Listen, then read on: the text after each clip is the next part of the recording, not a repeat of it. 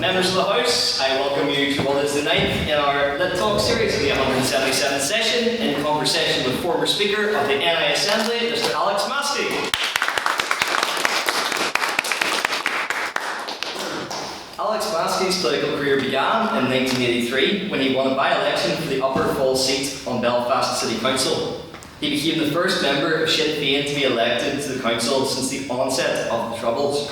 Mr. Maskey was elected to the Northern Ireland Forum in 1996 for the Belfast West constituency and was a member of the Sinn Féin negotiating team in the talks that led to the signing of the 1998 Belfast Good Friday Agreement.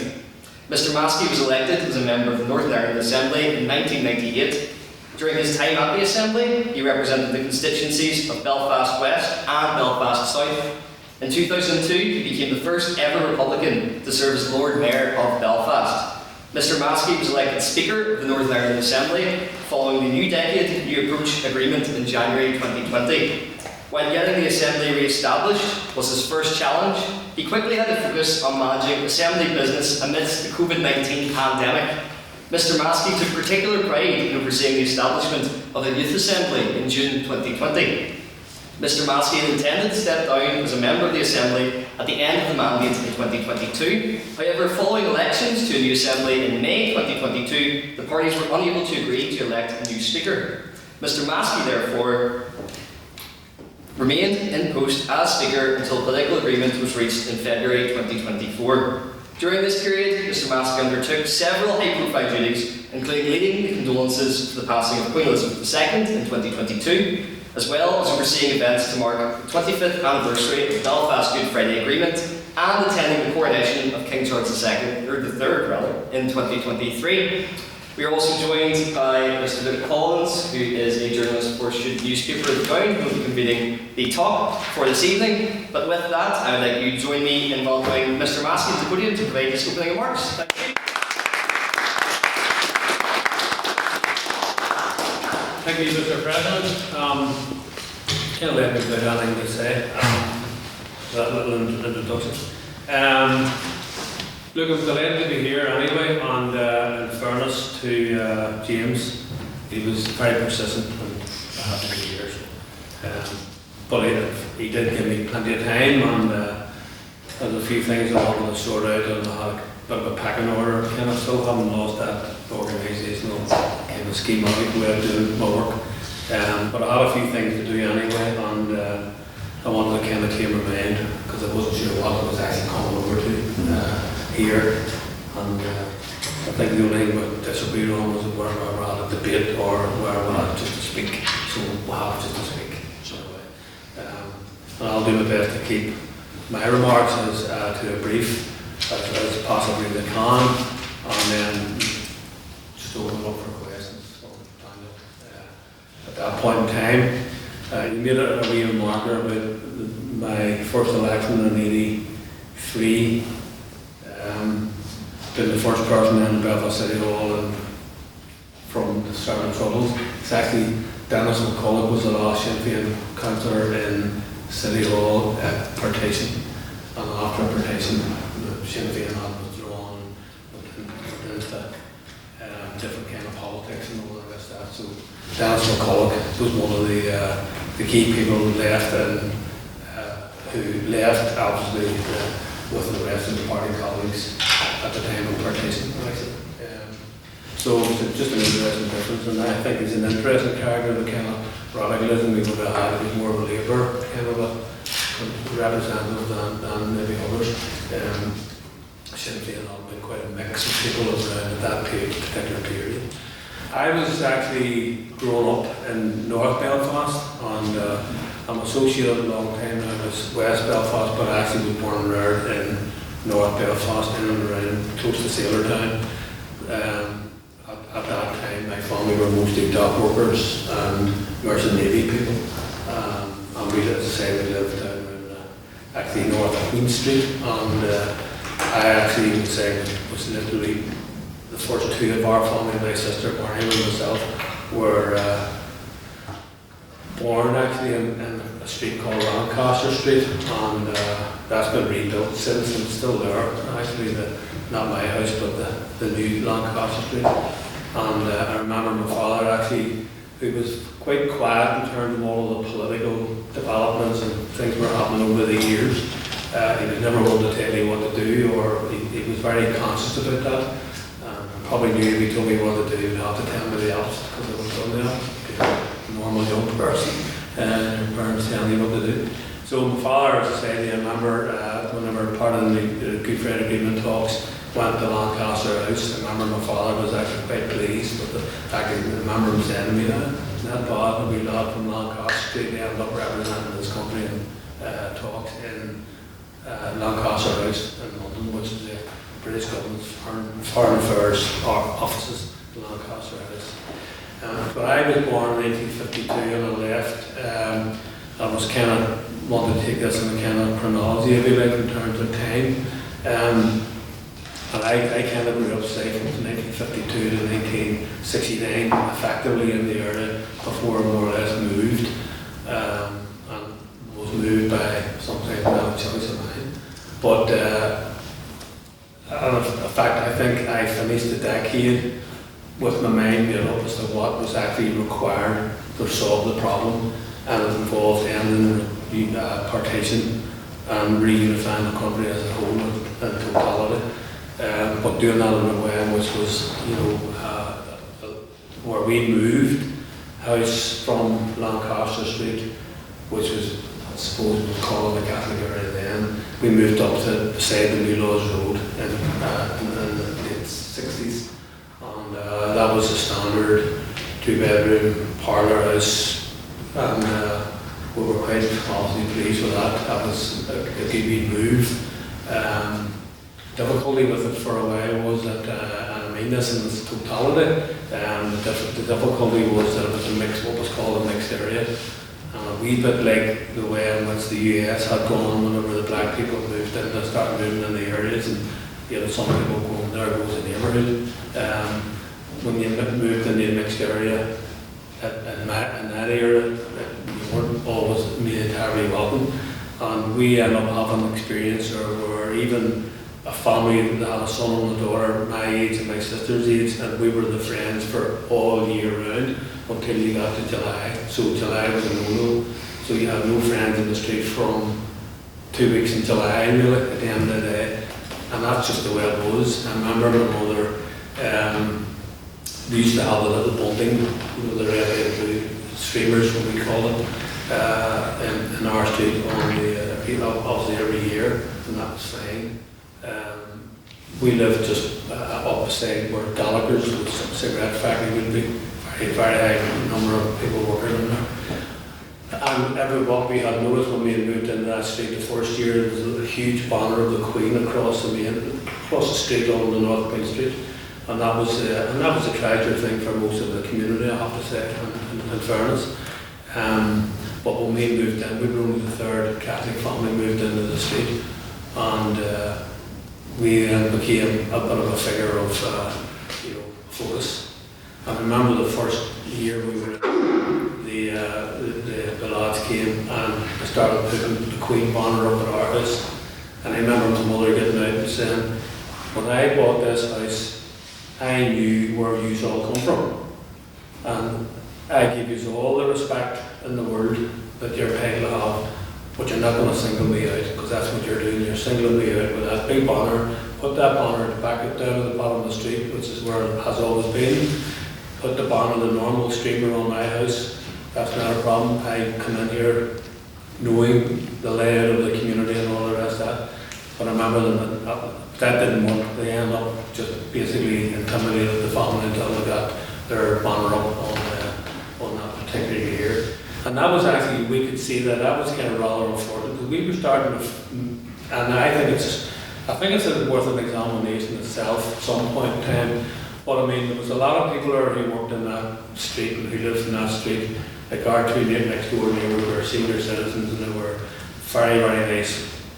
Two sisters, two elderly sisters, and they would have brought us in, me and our sister, whatever it was, the old enough ones, brought us into the house, played the piano, gave us brandy balls. Always remember that. She was a very lovely woman, making us welcome. We had others there who, as I said to you, were very good neighbours. There were people there who were merchant navy people who would have been Labour right, and the Northern Ireland Labour Party was making a strong kind of bid, and in little pockets like Sailortown, like North Queen Street and all that was kind of quite industrialised. Then you had, as I said to you, people where there was a battle going on around the politics, which I thought was perfect speaking. I thought that was actually quite helpful because it was like social, and it was. I became a member of the Irish Transport General Workers Union. I started as a dock worker. My father had been a dock worker. He was always much more Labour than nationalist, for example. Not that people were allowed much politics in the house at the time, and that was really down to an older, in my opinion, a generation which thought it was best not to be talking about politics in your house because you don't encourage your kids to get involved in it, and there's only one thing that's going to happen there. They're going to get into trouble, and they're going to get the police on their back, they're going to get all that stuff. And most of which have to say is true. But at the same token, as I said to you, we saw which the area was changing, and then there was a couple of people who were more actually VVF associated, and they moved in, and that actually the end of a lot of I feel like the people who weren't involved in anything. They left. The people who had the son and the daughter who were my age group and were our friends. One was the leader of the local lodge, the local Orange Lodge, and he would have came to the door. We put him down the house and had a look at the band going down the street.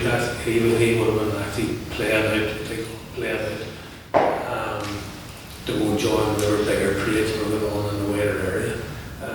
So you had all of that stuff going on, but remember that the kind of backdrop to all that was what was happening across the north, probably mainly in Tyrone, Derry, places like that, where you had, where there was political tension, where there was division, where there was civil rights marches, where there was kind of Mr. Pearce, his kind of politics, and the kind of the internal unionism politics, which was affecting everybody else.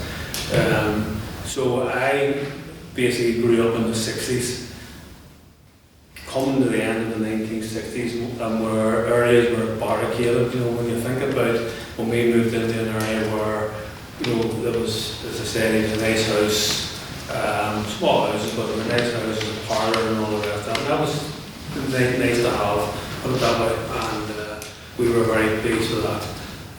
All set to go in the world, and I was going to head off to Australia with a friend of mine, and we'd be for a couple of years and see what the world looked like outside of here. But we didn't go because to me the whole thing was just starting to, you could see the whole problem just emerging in front of you.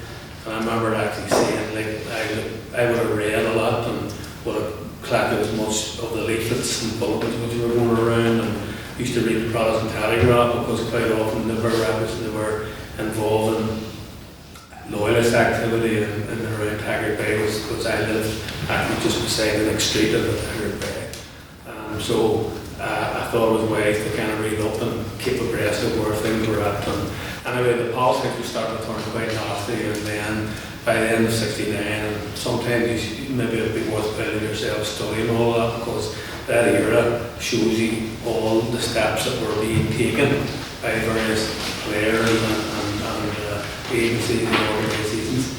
And for me, we've actually spent the last almost 50 years unpacking all of that to try to get back to the level playing field where we can discuss things rationally on the basis that people are equal and all the rest of that thing with each other. So for me, I left the 1960s behind me with the view that I have in mind, that's what we need to do, and that's what I want to be involved in to do, because I just believe that I said to myself that I want to go to Australia, can't go to Australia because I can see that I was just going up in flames now, I can see the program starting, and I just couldn't go. And for me, it was a kind of a lost opportunity. But saying that, you make your mind up and you make your decisions and you learn to live with them, and I'm happy enough with that. In the 70s, I classified the 70s in two halves because I was actually arrested on the turn, a month after the term was established in September 1971. I was interned for a year, and then I got out, and then 4 months later was re-interned again. And I remember saying to myself, I'm not going to be getting arrested after such a short period of time and get out anytime soon. I have to realise you're here, kid, for a while. And I remember looking at and talking to older Republicans who had been in 2 or 3 times before over the previous 2 or 3 decades, and I remember saying, like, that's internment has like a 5-year cycle every other decade, and I thought to myself, I'm going to be here for another 5 years. And that sounded, it is an awful long time, and it sounded an awful long time to my age group, and I was going, Jesus, that's I'm in here for, I'm going to be here for how long? And I decided then, well, I was going to join the escapees and try and get myself out. And it was as much fun to get out, just to be able to say I get out. But I wanted to get released, obviously, but I wasn't going to be released, I knew, I thought. And consequently, it was held until 1975, and by 1975, then that internment was near enough coming to an end, but it was being replaced by another, like the block courts and all the rest of no jury trials and what you have. So the 70s was kind of a, for me, the first half I was in prison, and then the second half I got married, and then I got married and I set up home and made my life, as I say, and I spent the last part of the 70s just trying to make sure I was getting the house sorted out, and had about 3 or 4 or 5 different jobs at the time, like most people would have had. I mean, I did work as a roadie for a while, delivered furniture for another while, painted and decorated and all the rest. But nevertheless, and I enjoyed all that because I was trying to get my home set up, and my wife Liz was also doing a similar, working 2 or 3 jobs with 2 children, so with 2 sons and with 6 grandkids, and we're very happy, we're very, very lucky that we're all still here, we've all come through the conflict, notwithstanding the difficulties that there were. So for me, anyway, the 70s was the era of the prisons. By the end of the 70s, start of the 80s, I mean, the prisoner campaign became a big focal point within broader republicanism, because we had the blanket protest going on in the jails and so on. And in early 1980, I think it might have been 1980, we actually formed the Hate Block and anti-Armagh, or rather anti-Hate Block and Armagh Women's Prison campaign, and I became the chairperson of that for Belfast in 1980. And then between 1980 and 1982, you had hunger strikes, you had the death of Bobby Sands and a lot of other people on the streets as a consequence of all of that. So for me, as I say, the 80s, and I, if you'd asked me in 1980, 1979, 1978, would I ever run for elected office, I would have laughed at me, just because I was just I was almost hostile to the concept of Republicans coming into the elections and taking seats and all the rest of it, because I thought there was a lot of obstacles in the way of all that and negatives associated with it as well.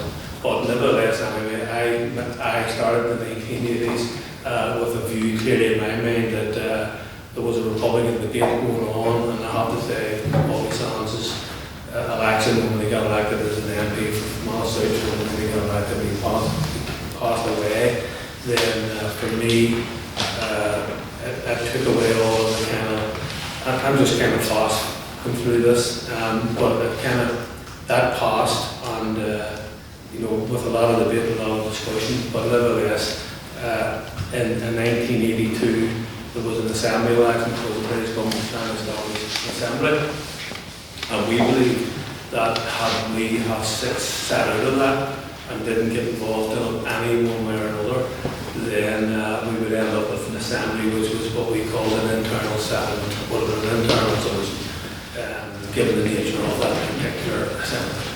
And we viewed that other nationalists would join that assembly, and would further copper fasten partition rather than actually tackle the root cause of it.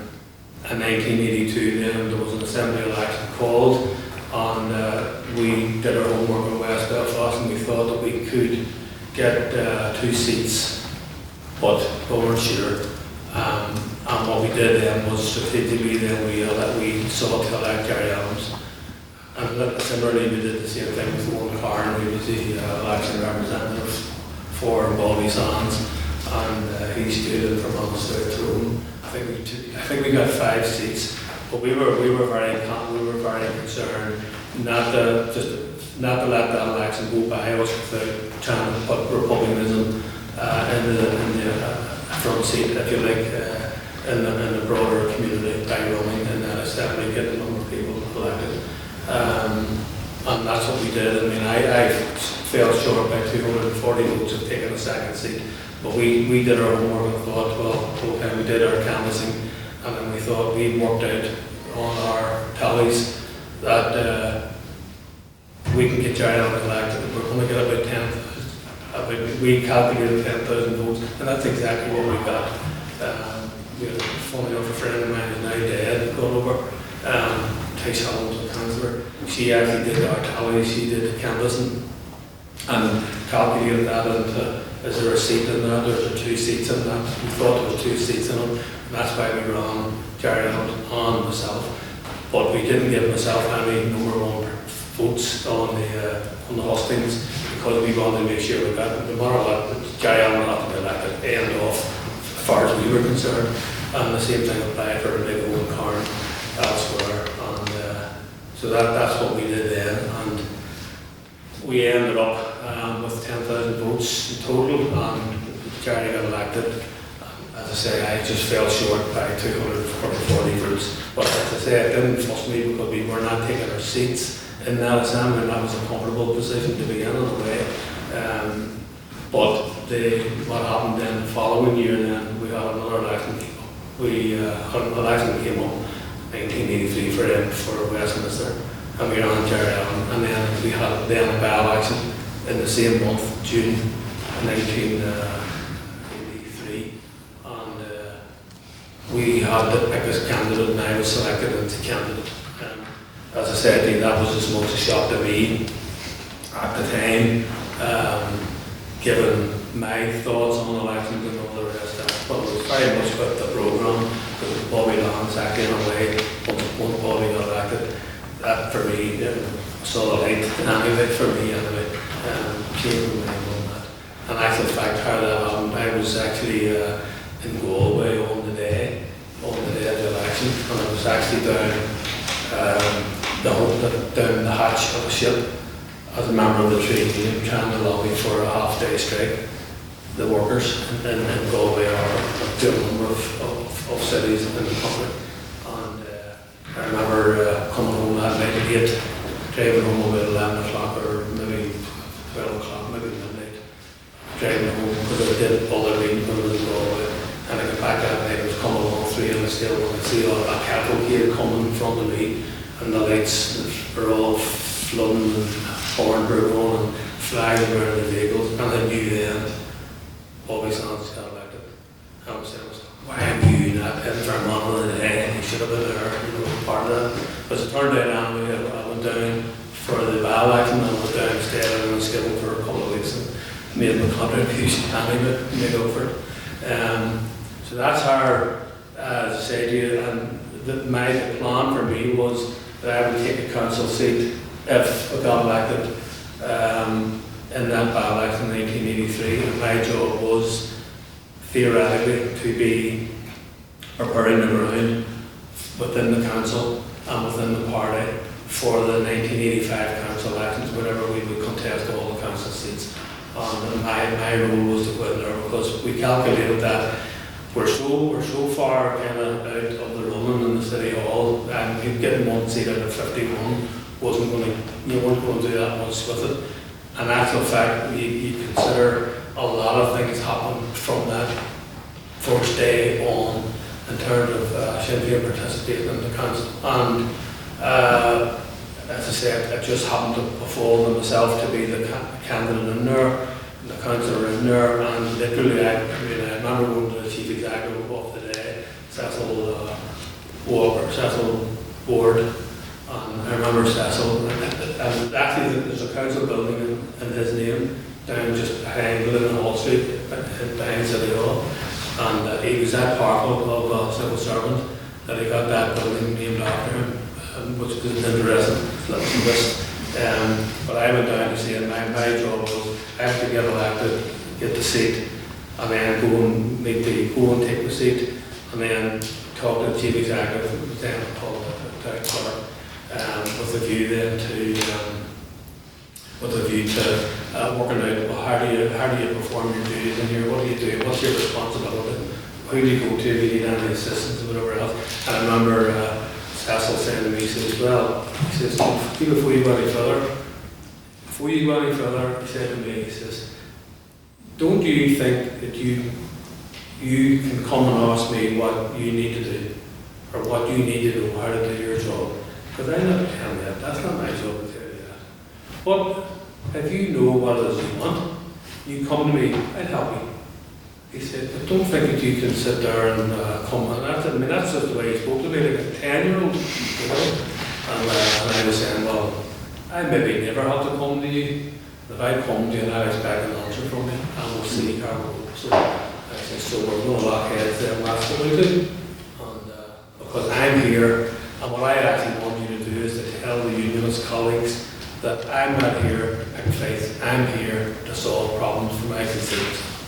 And I will work with anybody, but I'm not going to be messed about either. So it's interesting engagement. But anyway, there is a bit of a history there, and I think everything else is about people starting to get to know all of that. But my job, as I say, was to try to prepare the party to maximise the number of seats that we could get in 1985, and we ended up with 7 seats, and which was quite good across Belfast. For the time. And then we had our ups and downs, we had difficulties at the end of a number of legal fights, we had physical protests, we had all sorts of stuff going on over the years.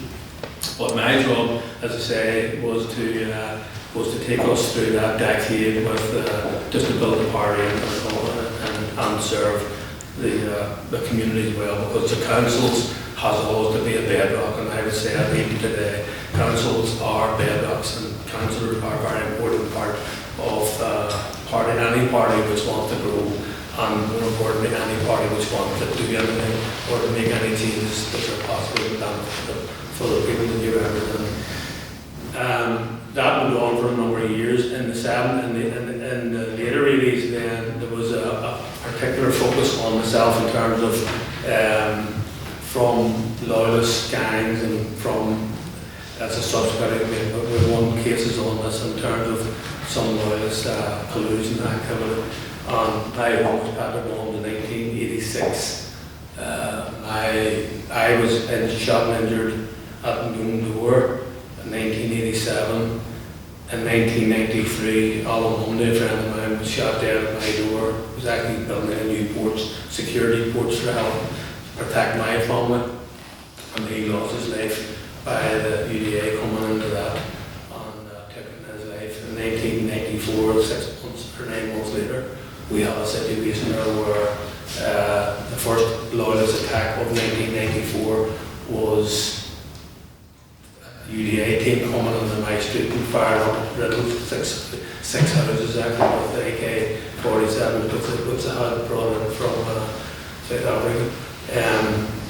As part of that, weapons to the also resistance. So that was the nature of life for me, and my family were lucky enough, but we come through that, and we were injured, and we lost our Monday, of course, which is just shocking, but that happened, and to this day I would be very, very grateful that I'm standing here and I'm still able to talk about it and walk about, and I hope that it has never embittered me, because that's not going to solve anybody's problems, that's for sure. So that actually went on for a number of years, and I do think that part of the motivation for some of that loyalist focus was the fact that I was the leading front person with the party in the City Hall, because City Hall was a constant platform, and people don't see that probably nowadays as much as they did a year ago, because they look at the Assembly every day on the TV. City Hall would have been what was in the TV all the time, because there really was no Assembly, if you know what I mean. So only until an Assembly was formed as part of the Good Friday Agreement did the focus shift publicly from the City Hall to the Assembly. But as I say, my job would have been on and off in the negotiations. I joined in the party negotiating team in early 1990 or whatever. And we did all the work involved in that. And that ended up bringing me into places like America, the White House, Congress, different cities, different mayors and chairs and Congress people and all the rest of that. And I have to say we've got a very good hearing from people there. And the Labour Party with a decent enough hearing in Britain.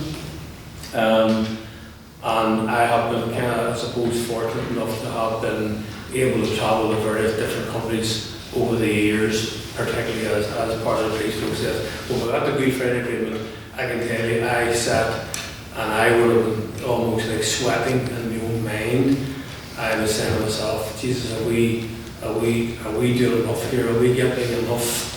We knew as a management team, as a negotiating team, we knew we weren't going to solve Ireland's problems all over in one go. That was not going to happen, and I've often said, even to party colleagues, that you have a lot of issues in the Good Friday Agreement which had provisions around them, like equality and quality commission, human rights commissions, and all of that. All of the work that was going on, and everything was all going to be done by proportionality. In other words, that was just to make sure where we had elected offices and there was the fairness and there was equality for all the people. So it was inclusivity and fairness and proportionality were the hallmarks of all the institutions, and that was fine. So that kind of took some of the responsibility away from me. But I do remember saying to myself, how is the Patriot Day going to live with it?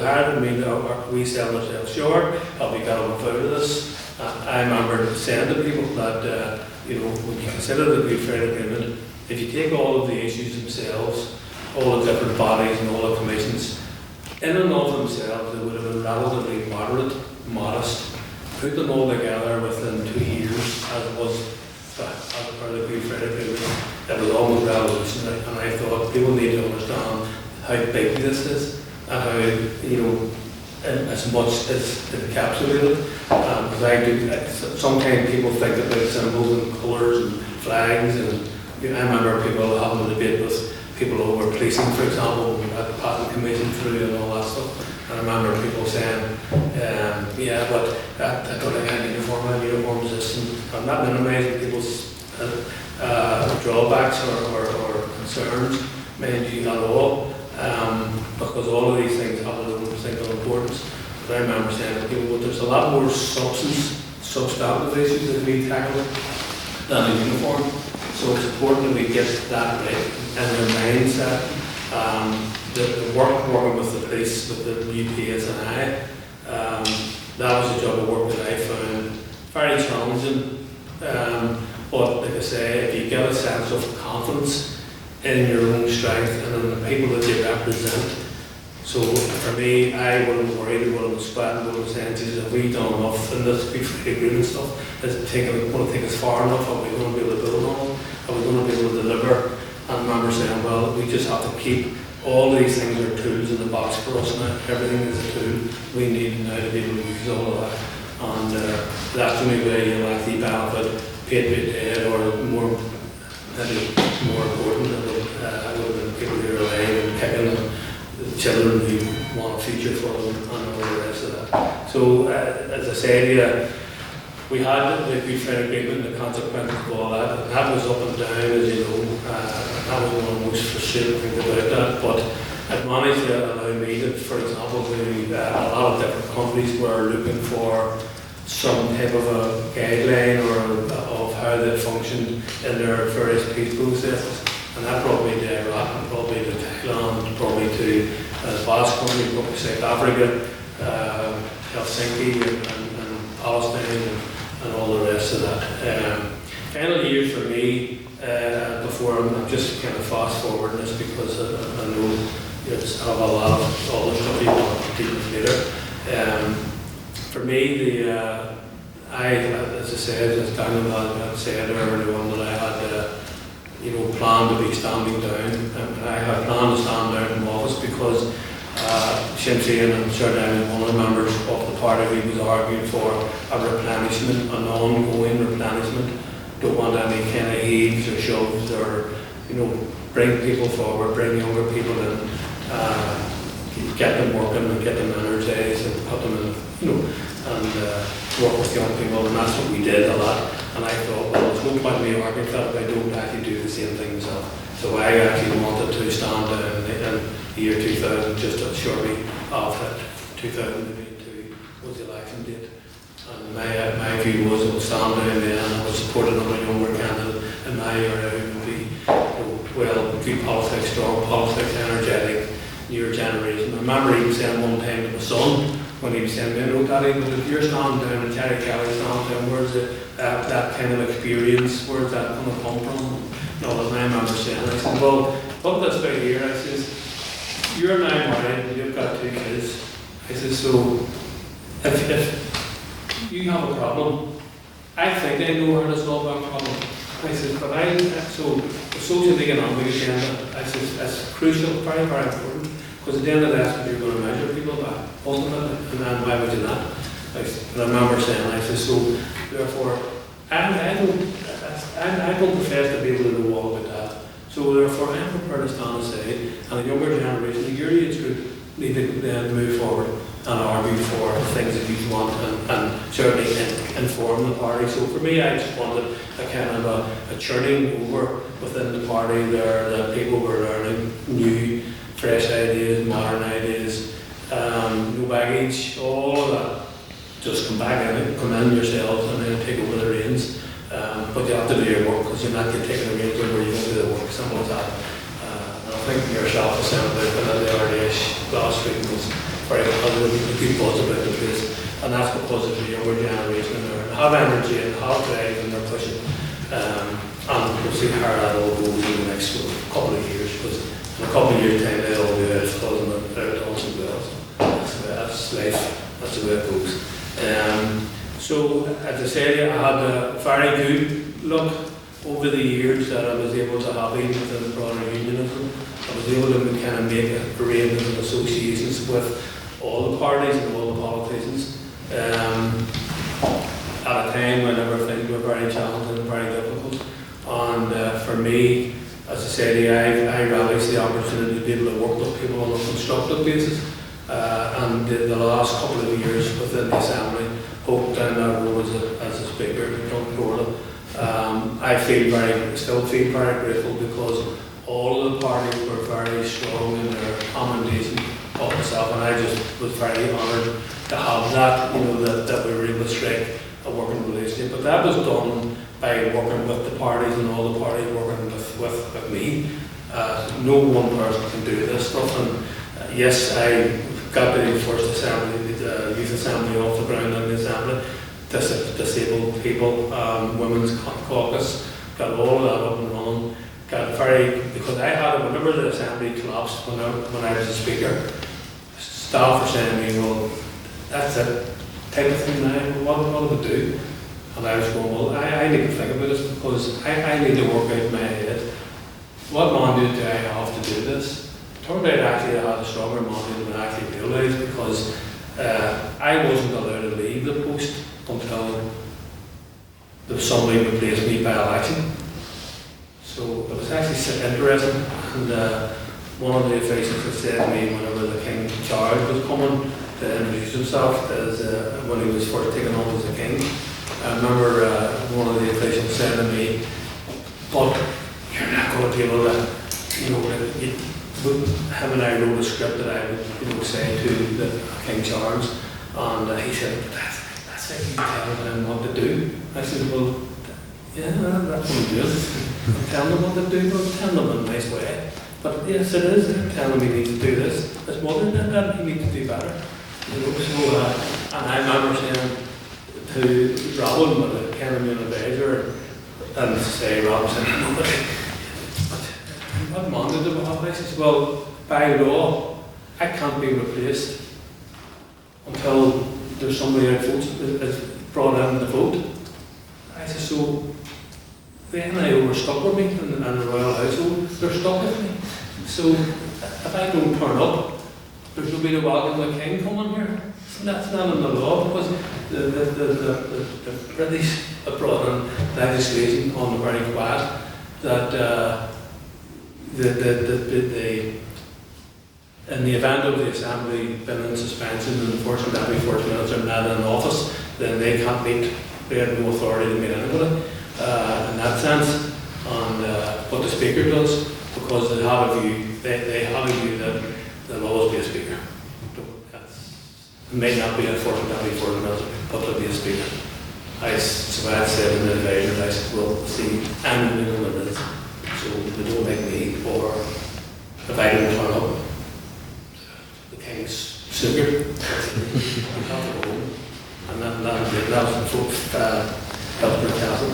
But anyway, so for me, that worked out well, because the parties, in fairness to the party, all the parties that worked, because the whip would meet, the Speaker would meet with all the parties every week, and then we would agree the agenda for the Assembly the following week, and so on and so forth, just a rolling agenda. And my job was to, and I had to consider whether I was going to do the mandate with basically saying I had to just get on with the job over. So in a way, I was able to get on with work. But as I say, I made sure I told all the other parties, their party whip, I built very good relationships with the whips. And I would have said the whips, that even where there might have been some piece of legislation coming up or some decision would have had to be taken. And I always would have said to the parties, I said, if there's a problem coming up that I know is going to cause you politically a problem, I'm going to tell you what it is so you just can sort it out. Hopefully. Because what I want is the thing smoothly run, efficiently and effectively run. The public served, but I took a view that, well, just because the Assembly parties, and that included my own, had decided that they're not going to be working on government together, that doesn't mean to say that I also will deprive the general public of what little resource the Assembly can be given. So I'm going to give them that. So the parties can sort themselves out eventually. But for what I have legal obligation to do, I will do. But I will do it with all of the other parties. And that paid me off, paid off because, as I say, I think everything else, people, I mean, the COVID thing in particular was a headache because it separates parties, and politics is really only the art of the possible, and that means to say that people come off and talk things through and sort things out, and if you build up a cohort of people around it, there's a lot of things you can actually achieve. And that's what I sought to do, to try to make sure that I use my time wisely and beneficially for the people that I collectively would have represented. Because otherwise, for me, there's no point in being there. And one of my lessons was taken as early as 3 months after I was elected the Lord Mayor in Belfast. I actually, when I was made the Lord Mayor in Belfast, I asked the Chief Executive to give me a list of the diary for the next year, for the whole year. And then I looked at, had read ceremonies for remembrance and for the song, bottle and all the rest of it. And I remember saying to Gary Allen, Martin McGuinness, and Ms. McLaughlin, party chair, I remember saying to them three, I need you to look at this because I now have an engagement coming up which involves normally a read ceremony and all the rest of it. I says, and what I'm telling you is now, if I don't do anything, if I don't take an initiative around that song, and that was in 2001 or 2002, I said, if I don't take any initiative around this, I will spend the rest of the year on a Republican white charger up and down the Falls Road, nobody else talking to me, because I've let them all off the hook, or put them all off me forever. I said, so I can't do that. I am not interested in going up and down that road on a Republican white charger. I only want that road so that I can actually take some initiatives around that will bring people together and show respect. And making a contribution as to how things should be done rather than how they are being done. And I remember that got very, very strong support from those three individuals that I mentioned. And set about it within a couple of weeks, reached an agreement within the party as to what it would do. Having spoken to a couple of the youngest councillors in the City Hall to kind of get what sensitivity and they need to address without even realising it. And that's the way it works. So I learned from very, very early on that if you want to do anything useful in politics, you have to work with other parties.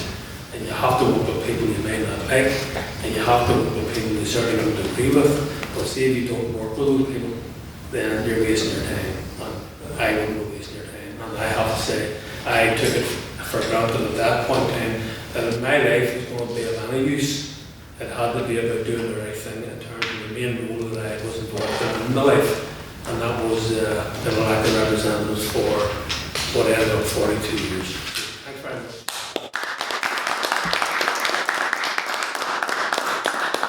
So if you want anything to ask or remember us, just to feel that bell ring again.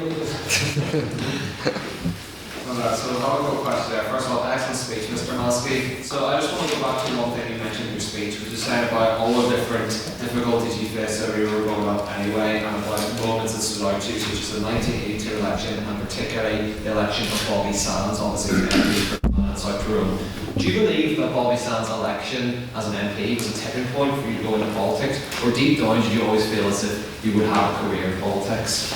No, I never thought of my work as a career at all, and I never thought, as I said to you, I never thought I'd be elected. I was opposed, really, to Sinn Féin taking on electoral strategy on board. I didn't think we were ready for that. I wasn't sure and all of this. I didn't run a campaign hostile to it within the party because I thought, well, I mean, Bobby Sands had to give his life and others likewise. And a lot of people involved in that, a lot of people have been through the HBAC campaign, the Armagh prisons as well. And I thought, no, I need to do something. So I don't have an answer, an alternative to that when I go with the programme. So I went with the programme, really, insofar as that's what people were advocating to do, people who had gone through an awful lot. And I thought, well, see, unless I have a credible alternative to that, then there's something there that doesn't work. It doesn't work, we'll change it. You know what I mean? So it's about having confidence in the one way you're at as well. But I have to say that a lot of people are who, and at different times, and even to be fair agreement, but in the early days, you got people sometimes who maybe didn't want to vote and didn't want to take part in elections just for the same reasons as me. But for most of that actually changed, if you like. So most of the people are who didn't like our strategy going with the Good Friday Agreement, for example, and whatever else. We would take for granted, and I think people take for granted, the public just wrong, silly way. Because even in terms of the royal family, I didn't ring or contact anybody in my party when I was preparing the script and the programme for Meeting the King, for example. I didn't engage anybody in that. Robin Ramsey, the chief advisor to the commission, to the speaker, had been in there for 10 years or whatever else. And I sat down and worked that out. What we would say, how we would say it, and all the rest of that. And I made a point. I said, I'm not going to ask the party members to do that because the party members will not be able to defend me. They might say, oh, he was right or whatever else. But as I said to you, I was in that role. I had to take that decision. And I was remained faithful to the role, which has been impartial politically. So I didn't speak to anybody in my party about that. In fact, one of the leading journalists rang me. It wasn't Kieran Curry's but one of the key journalists had actually contacted me and had asked me about like the team of people around you. Alex was making that speech. And I says, well, there wasn't no team around me. He said, no, I don't want that. I actually was quite offended. It wasn't, to be honest with you, it made me think, does he think I'm stupid or something?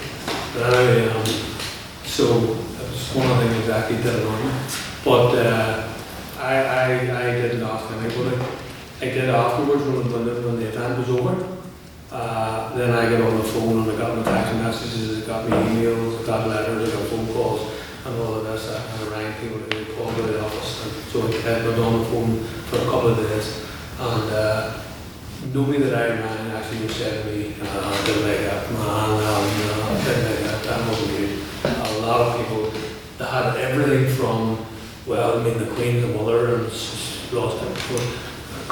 She's the mother and she's passed away and nobody expected people were right to pay respect and all that. So people were finding ways of even probably sorting it out in their own minds. And I was actually I was actually privileged with the number of people who were saying, no, that was the right thing to do. The number of people said that to me, so I was very happy with that, you know. If we actually touch on your speech you made in Hillsborough Castle to lead the mourning for Queen Elizabeth II, one of the things you said in your speech was about that it's not diminishing one tradition to reach across the aisle and respect another. As a man who grew up in a nationalist community, grew up in a nationalist background, did you think that you were doing almost the same as you referred to Queen Elizabeth doing, reaching across the aisle, and was it particularly intimidating to lead the country's mourning? It wasn't intimidating, it was you were really focused on how to do this and how to do this respectfully.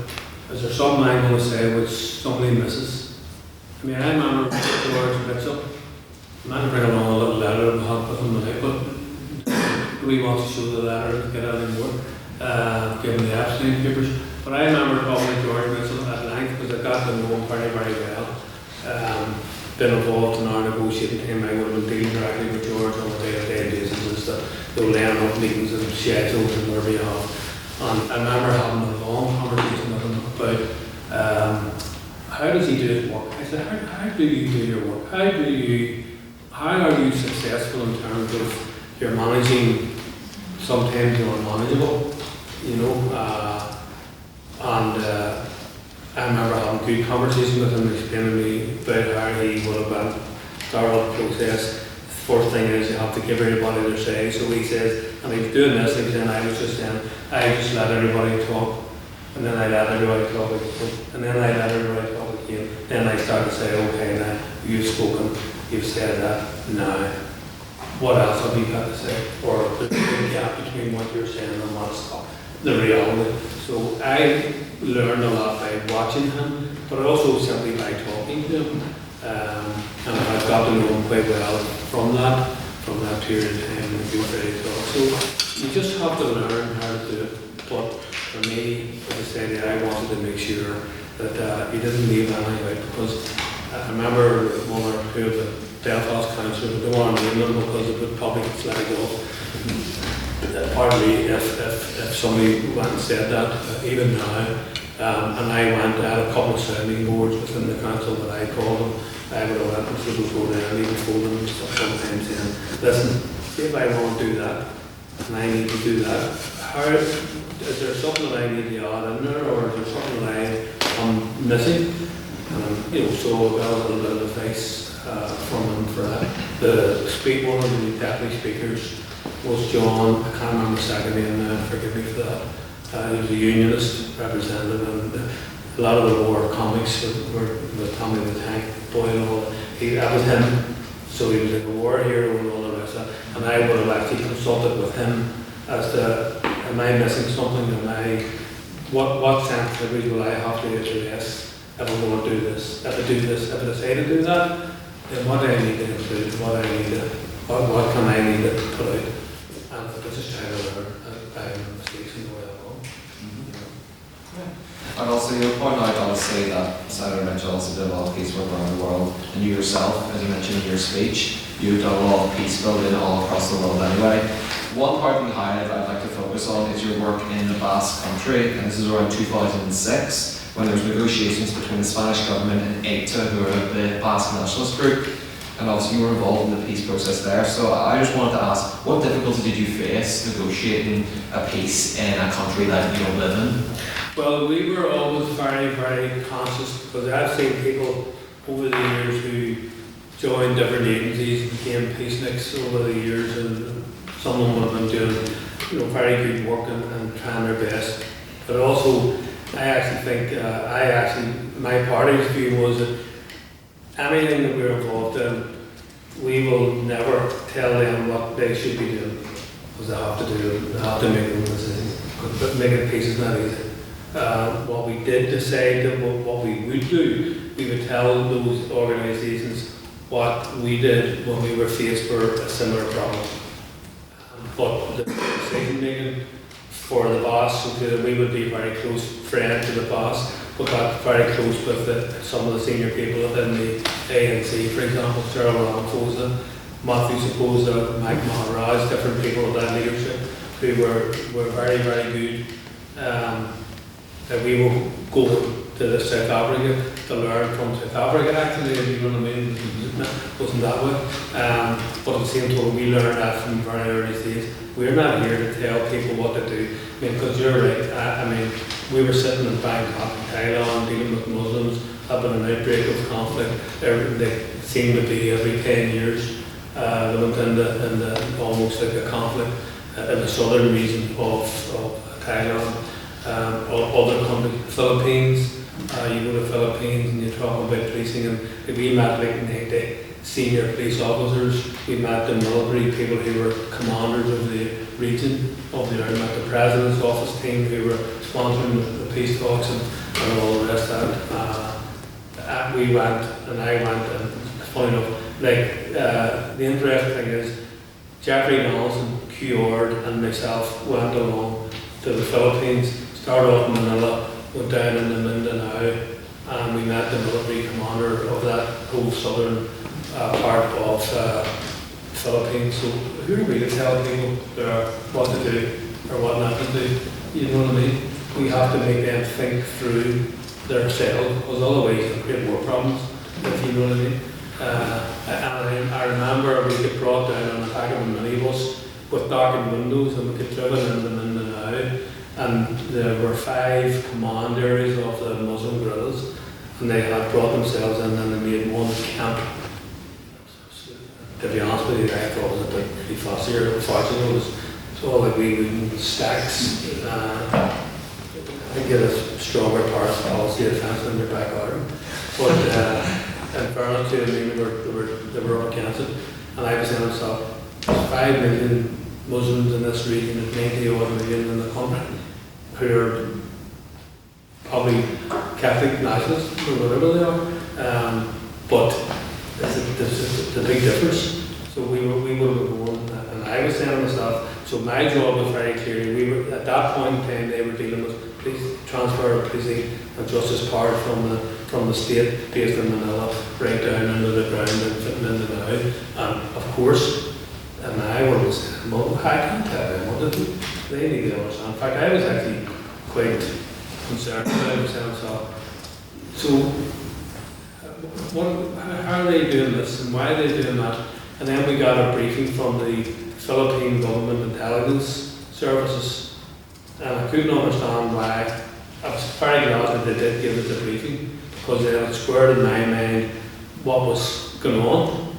And what seemed to me was, because the intelligence officer said to us, this is just kind of by the way, I was maybe a bit of an illustration, and they actually said that, so one of the top guys in terms of intelligence was saying, you see, these Al-Qaeda people and all the rest of their island hopping across the Philippines, and they're using the Philippines to be able to launch attacks in Bali and different other places. They said, so we're going to pacify this place. And I go, well, if that gives them people the self-determination or autonomy in their region, that's up to them. That's up to them to choose. But at least I understood then, why the Philippines were actually so anxious to make an agreement. And I mean, within this year, they're actually only built parliament and all the rest of that. So there was some success there. Our boss country again was another. South Africans in the South, like people like Robert McBride, Matthew and Saposa. We travelled in and around the Basque country. We did a lot of meetings, both internal meetings to the Basques activists and to like what I would call community meetings. Areas where every Palestinian will have a strong mandate, and they're involved in peace process, tenant development people. So we went along there, for example, with a view to basically telling them what we did to get the Fed agreement over the line here. So we shared our experience with them. We advised them how we tackled problems that they were identifying that they may be meeting, but we made it very clear, yeah, but that may not work for you. That may not work for you, and it doesn't. But you have to make your own mind up on it. Because it's too easy for somebody else to come and tell you what to do. Yeah. So we found that really beneficial. We brought the ANC who came into prison actually, and we did meetings and public meetings with them, and also GA clubs in South Armagh, different places. We had them in here, and they were here listening, and our strategists were actually talking to our membership and talking to public meetings and stuff like that. So it was just basically what we were always saying. We're not going anywhere to tell people what to do, but we're going to share our experience with them. Or we're going to say, we're going to question them with them, you know what I mean, if they were doing something. But the thing for people that are involved in that, and I've seen too many people who can, through the peace process here, who've been around the world telling people what to do. Well, invariably it's never really successful because things are different. Things are a different scale, you know what I mean? And, but I was always very humbled whenever, even when in Iraq, the Kurds brought me out and asked me would I go out of the green zone and meet them outside the green zone and talk to their group. And I was saying, well, that's actually not really because I'm supposed to be here kind of, you know, independently chairing sessions in your parliament. Like for example, Kirkuk, the region of Kirkuk will have a specific set of negotiations around it. And I remember saying, I said, but you're asking me, that's kind of a bit unfair. You're asking me to go out there, but somebody may challenge me that I'm supposed to be independent, but I can't be independent. But I remember getting taken out into these, like a residential area. It's like watching some of those footage you're seeing on TV at the minute. Just bombed, shelled. It's just debris, you know what I mean, parts of it. And that's what was there. But we went down and we ended up on the flat. In this block of flats was half of which was just disappeared. You were mad, you know. But you know, John Allardyce was in those talks as well. So I think we're just conscious of time. We might do questions from the audience. If that's fine. I'm sure that's no problem for them. No problem at all. Would anyone like to ask any questions? Yes, Owen. So, which body did you find easier to navigate as in terms of attempting to achieve Republican policy aims? Do you think it was easier to do so in City Hall or within Stormont?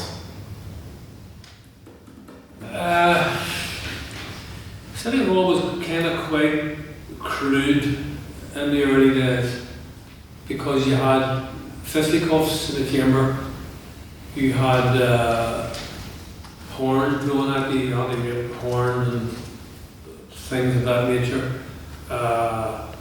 You were barred, blocked from taking your seat in the committee room, for example. One time we discovered that they had all the meetings were laid out for the month in advance, all in the relevant room, committee rooms. And what we discovered then was whenever we turned up for the meeting, then the meeting was sent to somewhere else. But we weren't told where they went, so we were then up all around the bloody building trying to find out where they are. And where's the main committee here? We just put the doors in, to be honest with you. A couple of times we really did.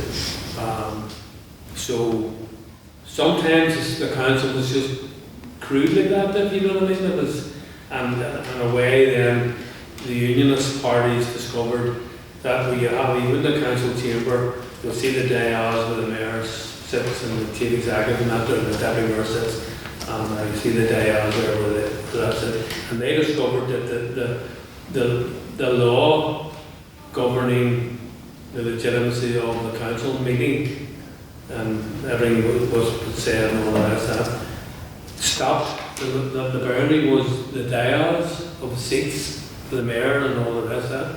But behind that, beside that and behind that, you could have a circus going on. Well, actually, maybe there was a circus going on quite a few times. So there was no law governing what happened in the back of the seat. So for a while, you started congregating there, just talking loud and shouting and slobbering and doing whatever they did, just to disrupt everything. I remember one time, Nigel Dodds, actually when he was in mayor, he started reading the Belfast Telegraph. I remember him actually sitting in one of the meetings, he used to sit like that and day and we went around, the mayor, and taking the notes on. And I remember one time, they did that, and we had a wee, so we decided that I would sort of argue with the mayor of the day, and Eric Smith was the mayor of the day at the time, on the DP councillor. But I remember Eric he was under kind of strict instructions by his own party group to do that, call the Shinners to speak. You know what I mean? But what actually happened was the way it was done, if you give the kid you want to speak, then the town clerk or the chief executive was in, took the names down. So they had a list of names. So they had the piece of paper with all the names down. But the mayor was missing, bypassing all of the Shinners. And so what we decided to do was we needed the lawyers and we need to get that piece of paper. Because that piece of paper is the evidence which actually tells you how they're running the meeting. And that shows you how they're excluding. Because the only thing on record was actually, there's no Hansard in the City Hall, there's no report of the whole meeting. But actually, it gave you a list of who was speaking. And so we needed to get that piece of paper. So the plan was that I would go and sort of partially seemingly demonstrating with the mayor and telling off and giving them whatever else, a bit of abuse. But I didn't realise that I kept getting closer to him and then close enough that I was able to snap the paper. So I had to control the paper then. And then he grabbed me and then I grabbed him and then a week later I got arrested and questioned for it. Actually it was I remember the solicitor, the solicitor had a good laugh because when I got arrested, then the police officers were giving me affidavits from Eric, and I actually got on with Eric and did some work with him in China actually, and he was very helpful. But on this occasion, he was under strict instructions by the DEP, just to behave the way they wanted him to, and he didn't like that. But he did it and he complied. But anyway, he had made a statement then to the RUC that I threatened him and all the rest of that. And so I got arrested at 4 o'clock in the morning, 5 in the morning, whatever it was, brought to the RUC headquarters in Belfast, and then they quoted the statements that Eric had made against me, and that quoted me and said, well, what's your response? Mr. Maskey had said, Alex Maskey said, I'm just going to say he kicked your bees in, and the police officer said to me, so what's your response to that? And I said, I think that's terrible for the monarch to say. So that's the way I just made a laugh of it in a way because it was silly, But like I say, the assembly was a little bit more difficult to behave in that crude way, as I'm saying, that the City Hall was doing. So they got away with an awful lot in the City Hall, but we ended up doing lots of protests, public protests, marches, court cases and all the rest of that. And the court cases was actually quite successful because that ended up having the judges basically saying, and we will enforce this, and because they were actually winning, we were winning the cases, if you like. But what action was going to flow from that? And once you started, then the councillors found themselves getting surcharges and all the rest of it. And that certainly wasn't going to stop that carrying. That somebody's going to end up and told her that to pay £1,000 or £30,000 or whatever. It all added up, so they didn't make that at all. So the Assembly is more governed by law. So the thing around the Speaker has, obviously there's a thing there that says that the Speaker has the last say, and And you can say, well, how is that? How would they get away with it? So people could just say whatever they like. But the law, is a jurisdiction. So you have the right. The speaker has the right and has the final say on any dispute. And that's true. And that actually sounds maybe a bit extreme, but it hasn't really been. It hasn't been questioned. Nobody questions it.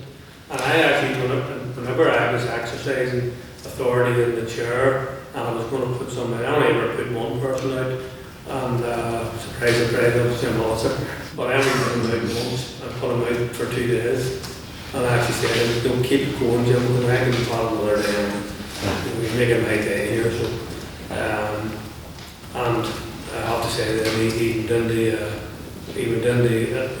whenever I put him out, and then I sent him a letter, and I sent all the other whips of the parties again. I actually was thinking of doing it as a joke, letters from lockdown, because when lockdown was on with the COVID, I was actually, you were engaging this, because I would have waited on, say if I wanted to see a party whip or somebody in the corridor, and basically saying, I've sent your party colleague, Joe Bloggs, a letter, and putting him out the next time he opens his mouth. Now, you need to go and have a word with him. So seeing me doing that, giving the parties notice that I was going to chastise their colleague, all the parties worked with me, and not one of them parties actually took an issue with me, because they were saying, well, I have to say, you do be very fair, and yes, when you take an action, that's because it's unchallengeable. And so, it was easier, but you had to win the favour, and when I say to win the favour, you had to be respectful to the whips, as you should be. And see when you do your job right, when you go to the rule book, when you go to the basics, you're not far wrong, if you know what I mean. So the council was more crude. Once we got our act together and we got enough numbers to vote and all the rest of that, then we were able to kind of stop the DUP and members in their tracks, really. Because it's always been the DUP. UUP in City Hall were never, when I went into City Hall at the start, I think the DUP, the Ulster Union had like 14 members, DUP had 7. Years later they had like 14, 15 members, 16 members. They just outposed the Ulster Unions, who were never as kind of tough and ignorant and crude as they were, to be honest with you. Any more questions? Yes, thank you very much. Alex with LitTalk. The only question I probably have is, obviously you spent a long time in the Assembly, elected in the first batch in 1998. Would there be anyone, particularly from the unionist side, that you'd say you'd have a lot of respect for, someone you think you somewhat admire perhaps, or at least respect? Well, that would apply to me. I found that people like that in all the parts. So, I mean, I was lucky. I mean, the team of people who, for example, the whips, because that's an obvious thing, I was able to team of whips.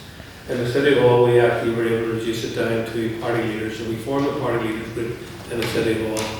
And that would have meant sometimes that the party representatives found a bit of a challenge themselves. So something you have to work with them is to see how can you sell that to your party group.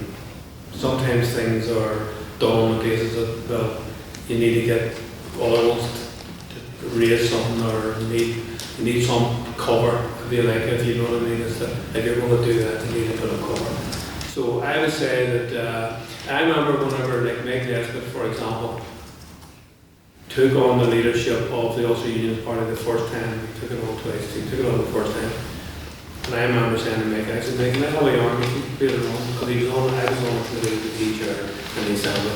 And I never found him to be abusive of his position once in the chair of the committee. And Peter Robinson and Martin McGillis, the Deputy First Minister, and Peter Robinson was intent on that given. So they make this the chair of the executive committee of the Assembly. So that was the first your other ministers would be involved with. And I remember, as I say, watching Meg, they took on that role as he was the chair of that executive consultative committee.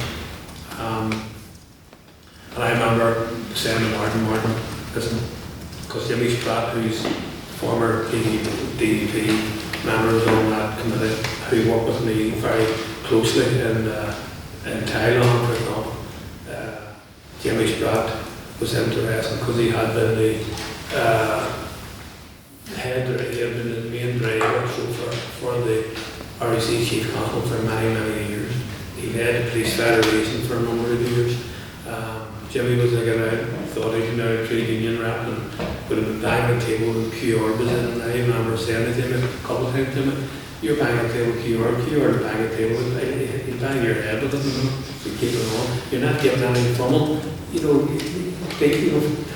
and I can't, you're not giving me anything that I can grip with him. I said, you were on TV there yesterday, did a tour of closed police stations around the border, and they're all closed. I said, when you were standing on TV last night with 4 foot of weeds growing up around your legs, I said, you made yourself look stupid. Not industrious or not, oh, I just like the policing thing. I said, that's just daft. And so me and Jimmy Mann, he says, you're right. I says, but so Jimmy and I were built up a good relationship. Mike Nesbitt said, yeah, I went to Mike Nesbitt. I said to Mike, don't mind me saying me. I said, you're taking on the leadership of this party. They send me down the pond, I may never come up again, I says, but can you have a look? I says, as a teenager, I wanted out of the north. I just wanted to go. I was going to Australia. I said, because this place to me was just a cloud hanging over you. I said, all I could see was just a cloud. I said, and I had a good life and, comfortable life. It was getting on my boxing well, it was spoiled out in the mouth to give me all the food, and it was great, The rest of them got spaghetti or something, and I got whatever nice meat and all those. Because my mom was said, my brother and sisters, well, he's training and he needs nutrition and all, so I just laughed at the rest of it. But I remember saying, I said, could you get that into your head that young people can now start, actually, the Good Friday Game was giving people a bit of a lift up, right? I says, you're taking on the role as a leader of the Ulster Union Party. I says, can you promise me or commit to me that you're going to go and try and bear in mind that there's a generation might want to leave here again? I said, we want to keep our young people here, give them a bit of hope. So can you go off what your last leadership had, what you're fighting, what your leadership about? Because it's not about reality, and it's not promising to do anything here different. So I remember talking to Mike would be very friendly and talk to me, not a problem. Danny Kennedy, you all see it. I'm working with Danny Kennedy, the middle on the committee. So people like Barry Hearn, Liz O'Donnell, used to be an Irish Government Minister for Foreign Affairs in the Good Friday period. So there'd be quite a number. Joanne Bundy was a whip, Candy Cannon. I could name quite a few of them that I would have had good working relationship with. But it takes two to tango, if you know what I mean. Sure. That's the way I look at it. Do we have any more questions? Anyone else like to ask anything else?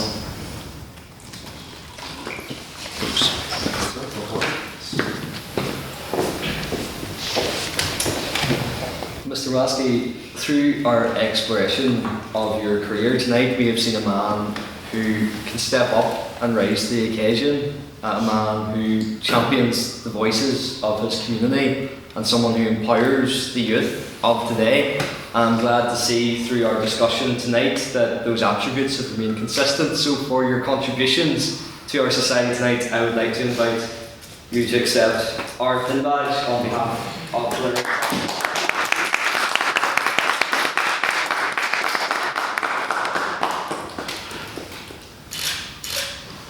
Thank you. Just as a reflection on the LitTalk series, the LitTalk series is something that was created in fairly recent memory in our society's past, designed to engage with prominent figures through a range of fields and encourage students across campus to get involved with discussion and discourse. This is a nod to our society's great past and the members that we have had who have shaped the civic life of Northern Ireland and had an impact across the world, but also serves as an inspiration to our current members to to become those figures of the future. First of all, I'd like to thank you all for getting involved in our Lit Talks throughout this year and being a part of that discussion and being inspired and being encouraged. I'd also like to thank our events officer, Mr. James Turish, who's been involved in setting a record 9 Lit Talks this year.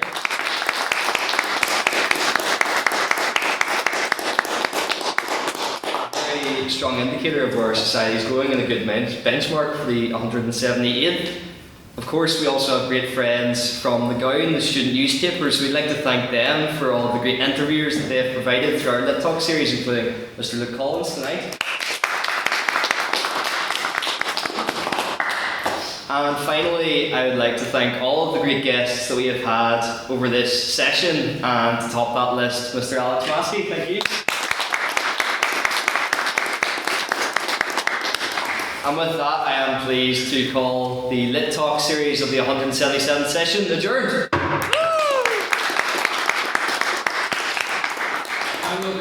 I make one wee point? Yes. Just sort of a laugh. But I used to work in an electrical shop in Gresham Street, and we used to get literature published, printed, no advertisements or rental TVs and all the rest of it. And I remember actually I got to know a printer around in College Square North, older man, right? And I wasn't a member of Queen's. I never got as far as lucky to be in Queen's. But I used to be able to get tickets for different events which Queen would be organised. Because remember that was the heyday of student politics, and I wasn't involved in that. People's democracy and all the rest would come out of that. But I had this wee man around the College Square North, and I used to bring him around a ticket, and I had to say to him, "Where's one of the tickets?" And he would have printed me out like 50 tickets, 70 tickets. And then I used to be able to go and give them a few mates of mine, and we used to go down and hijack meetings. So that was our rebellious nature, and that's what we did for from College Square North, the wee business card, we were meeting on, blah blah blah. Let's keep full circle. So now we'll live. Very good. Should we get some fruit? Yeah.